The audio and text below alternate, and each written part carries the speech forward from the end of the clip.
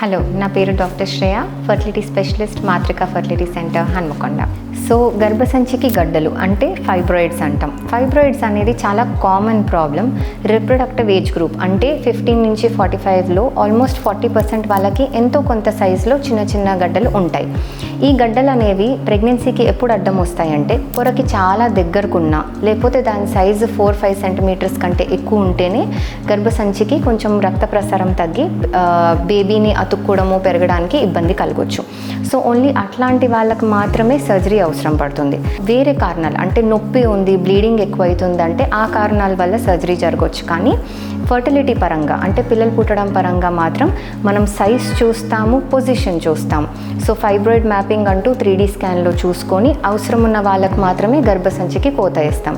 ఎందుకంటే కట్ చేసిన తర్వాత అట్లీస్ట్ ఆల్మోస్ట్ 6 months మనం నెక్స్ట్ ప్రెగ్నెన్సీ రావడం కోసం వెయిట్ చేయాల్సి వస్తుందన్నమాట. దాని తర్వాత ట్రీట్మెంట్ తీసుకుంటే నెక్స్ట్ ప్రెగ్నెన్సీ కొంచెం మనకి సేఫ్గా జరుగుతుంది.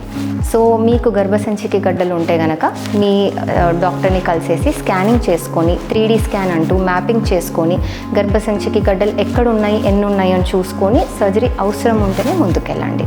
Thank you.